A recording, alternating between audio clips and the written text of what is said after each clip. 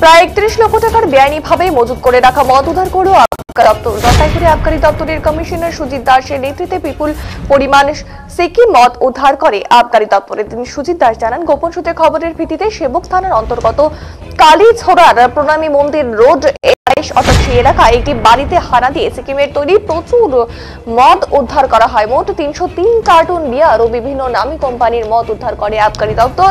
উদ্ধার হওয়া মদের আনুমানিক বাজার মূল্য প্রায় ৩১ লক্ষ টাকা। ঘটনার সাথে যুক্ত থাকায় কাউকে গ্রেফতার করতে পারেনি, তবে যে বাড়িতে মদ মজুত করা ছিল সেই বাড়ির মালিকের খোঁজ শুরু করেছে আবগারি দপ্তরের আধিকারিকেরা।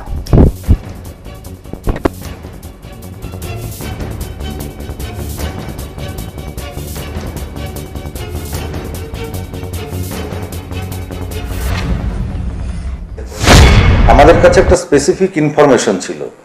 সেই ইনফরমেশনের ভিত্তিতে গতকাল দুপুরবেলায় জলপাইগুড়ি এক্সাইজ ডিভিশনের একটা টিম আমার নেতৃত্বে এবং অন্য অফিসারের সহযোগিতায় আমরা কালীঝোড়াতে যাই।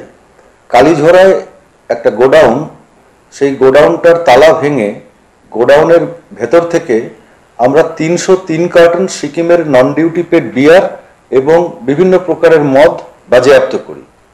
আমাদের কাছে যেহেতু স্পেসিফিক ইনফরমেশন ছিল, তাই আমরা গোডাউনটাকে শনাক্ত করতে সক্ষম হয়েছিলাম এবং সেখান থেকে যে পরিমাণ মদ পাওয়া গেছিল সেটা হচ্ছে ১৯২ কার্টন হিট বিয়ার সিকিমের, ৮ কার্টন কিংফিশার স্ট্রং বিয়ার এবং ১০৩ কার্টন হচ্ছে আপনার বিভিন্ন প্রকারের হুইস্কি, ব্র্যান্ডি, রাম, ওয়াইন ইত্যাদি।